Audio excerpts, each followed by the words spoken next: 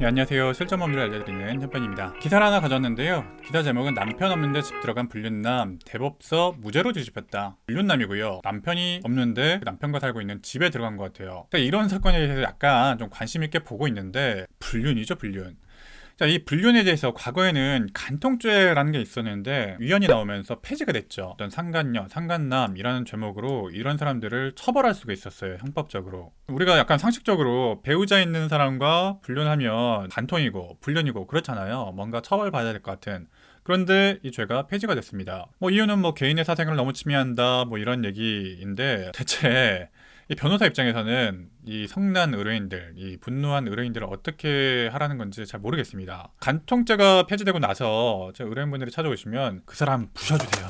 조져주세요. 이렇게 오시는데 변호사 입장에서 할 말이 많이 없죠. 간통죄가 폐지가 되면서 간통죄로 처벌하는 대신에 손해배상, 위자료를 많이 청구해주면 되는 거 아니냐. 위자료를 많이 청구해서 뭐 그만큼 뭐 청구액을 많이 받아가면 되는 거 아니냐. 이런 좀 얘기가 좀 있었는데 실제로 이 상간녀, 상간남 불륜 소송에 대해서 손해배상 소송 자체가 많아졌다고는 해요. 그리고 또 입증 책임도 상당히 완화를 해서 간통죄 같은 경우에는 징계 장면을 목격해야 됐어요. 경찰하고 같이 가가지고 진짜 문 따고 들어가고 뭐 사무장하고 뭐 여관방 급습했다 이런 무용담이 많이 있었는데 지금은 그런 건 전혀 필요 없고 고도의 개연성 정도만 인정되게 되면은 불륜 자체는 인정을 넓게 좀 해주는 편입니다. 뭐 그러니까 뭐 카톡 대화, 통화 내역 이런 걸로도 충분히 인정을 해주는 추세라는 거죠. 자, 근데 문제는 어떻습니까? 손해배상 액수가 문제죠. 이 상간남, 상간녀에 대한 위자료가 어느 정도 인정될 것 같으세요?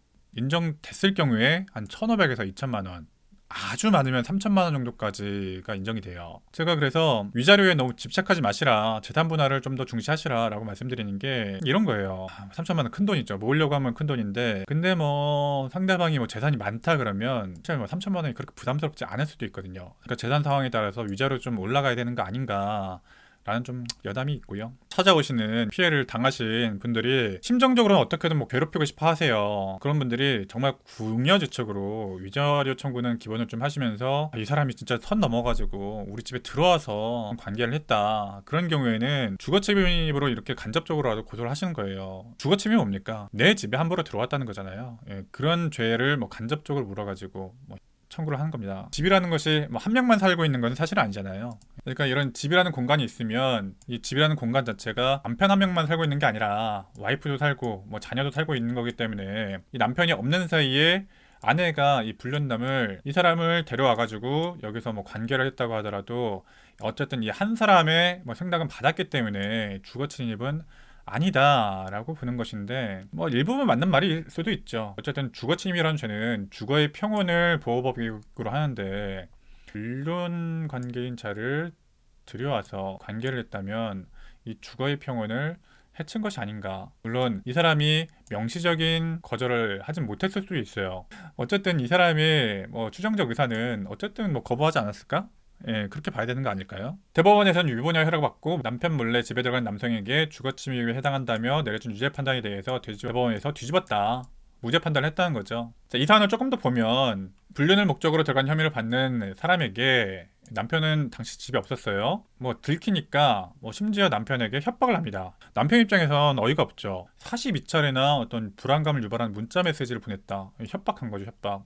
협박죄는 안 되더라도 적어도 정보통신병법상 불안감 유발 문건 전송 이 정도는 되겠죠. 검찰은 최선을 다한 것 같아요. 검찰은 A씨로 인해서 남편의 주거평온이 깨졌다라고 하면서 주거침입 혐의로 기소를 했고요. 검찰도 당연히 기존의 대법원 판결을 알고 있었겠지만 이 정도라면 선을 넘었다고 판단을 해서 기소를 해봤던 것 같아요. 1, 2심 재판부는 A씨의 주거침입 혐의를 유죄로 인정했는데 대법원 판결과 약간 좀 다른 특수성이 있다고 판단을 한 거겠죠.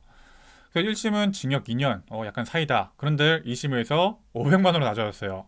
이거 500만 원 너무 낮은 게 아닌가? 물론 민사 손해배상은 별개일 겁니다. 근데 마지막으로 대법원에서는 원심을 깨고 주거 침입은 적용할 수가 없다. 무죄. 공동 거주자 중 내연관계 있는 한 사람 한 명의 동의만 있었더라도 주거 침입은 아니다. 이거는 거의 확립된 법리였는데 이런 법리를 그대로 유지했다라고 볼 수 있을 것 같습니다. 그래서 결국은 기존 법리가 계속 유지되고 있다. 결론은 무죄다. 어쩌라는 걸까? 변호사는 옵니다. 상간녀, 상간남에 대해서는 위자료 청구만 해라. 이건 너무한 거 이렇게 아니냐고. 정리할 수가 있겠습니다. 오늘 영상